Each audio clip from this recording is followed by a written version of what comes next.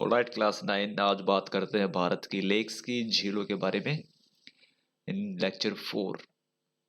So lakes, okay, what are lakes actually. सबसे पहले बात करें लेक्स होती क्या। तो lake is a surface water body which is surrounded by land.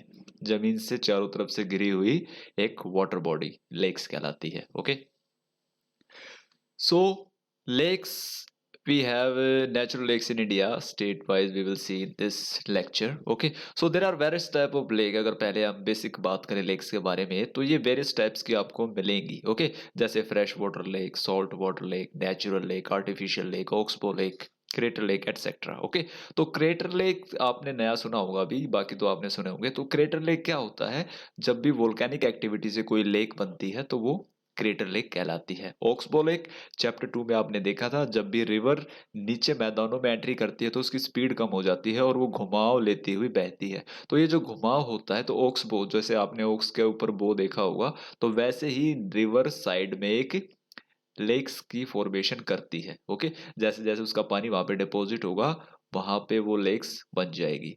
Okay, सो यहाँ पर बात करते हैं लेक्स की। Apart from attraction for tourist, lakes are also useful to human being in many veg.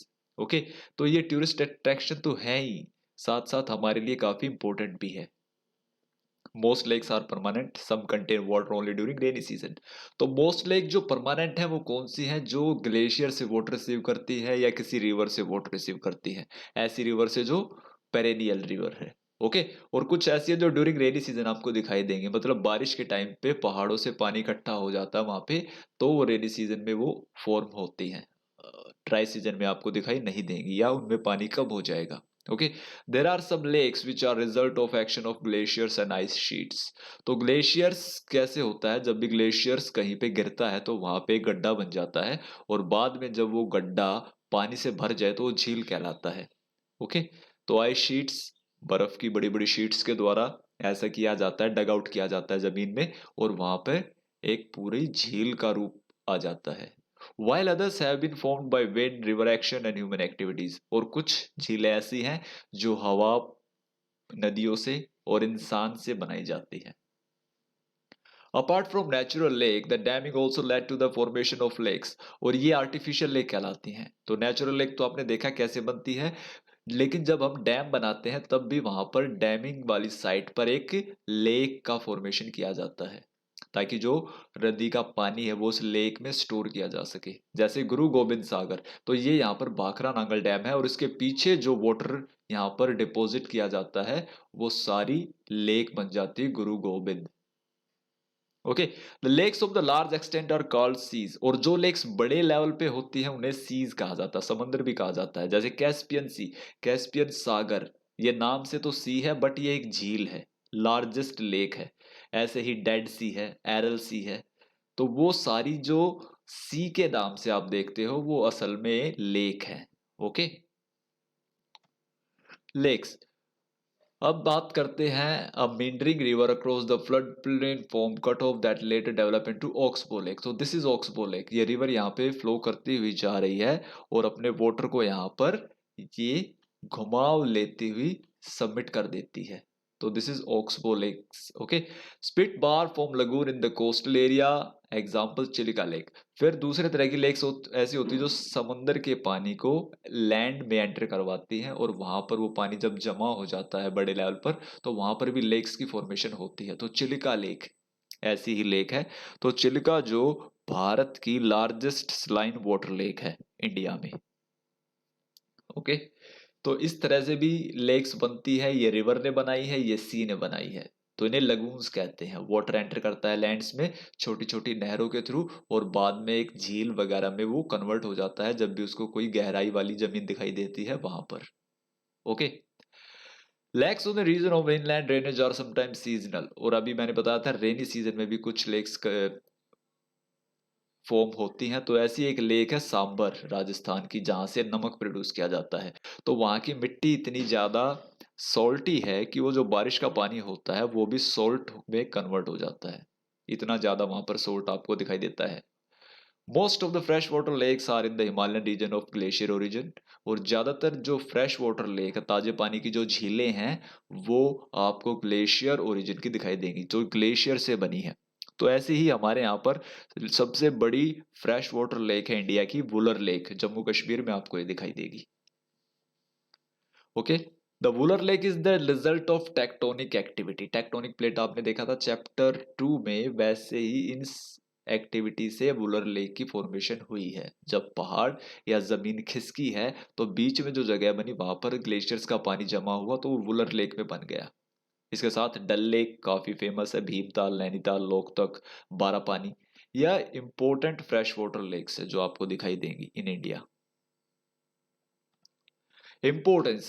So lakes are very important, as you see that they are for tourist attraction. They provide water. There are many other works which uh,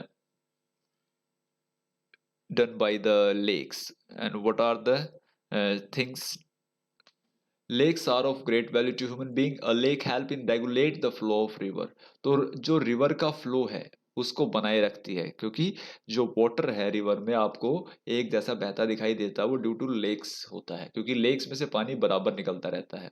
ऐसा नहीं होता कि कहीं पर कभी तेज बह गई, कभी नदी की जो स्पीड है वो कम हो गई पहाड़ों पे। तो वो फ्लो बनाए रखती है जब भी अगर झील वहां पे है तो। Okay, during heavy rain it prevent flooding. जब भी ज्यादा बारिश हो जाती है तो ज्यादा बारिश उस झील में जमा हो जाती है, जिससे वहां पर फ्लड नहीं आता। नदी की रफ्तार एक जैसी रहती है। नहीं तो क्या होगा, अगर झील नहीं होगी तो सारा बारिश अगर ज्यादा होगी तो पानी नदी में ज्यादा आएगा, और ज्यादा आएगा तो नदी अपने किनारों को तोड़ के आगे तक बहेगी, और अपने आसपास जितने भी एरियाज हैं किनारों के आसपास उन सबको साथ बहा ले जाएगी। तो ये नहीं होता बिकॉज लेक्स वहां पे उस पानी को स्टोर कर लेती हैं।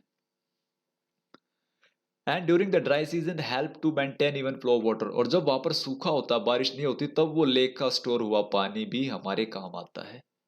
तो इस तरह से ये एक ऐसे टैंक का काम करते हैं जिसमें हम पानी स्टोर करते हैं, और ये पानी नेचुरली स्टोर होता है कुदरत की तरफ से।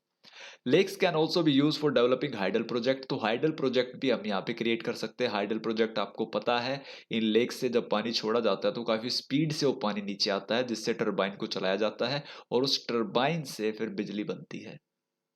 They moderate the climate. जो झील्स आप देखेंगे राजस्थान वगैरह में है, उदयपुर में, जयपुर में, तो उनके आसपास टेम्परेचर में काफी कमी दिखाई देती है, क्योंकि आपको पता है वाटर जो है वो टेम्परेचर कम कर देता है। तो आसपास के एरिया के लिए भी काफी अच्छी होती है, ये मॉडरेट कर देती है। क्लाइमेट ज्यादा गर्म है तो उसको मॉडरेट कर देंगी।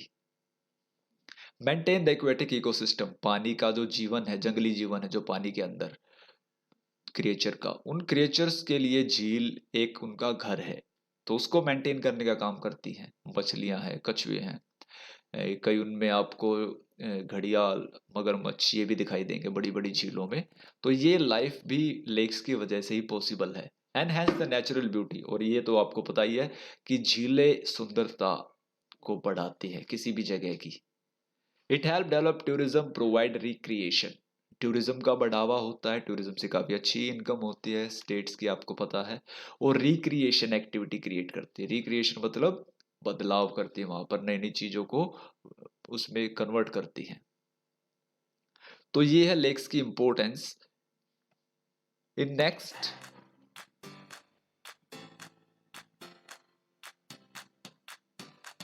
So next we will talk about the role of river in national economy and river pollution, most important part of this chapter. So this is end of lecture 4. Stay safe, stay tuned. Thank you.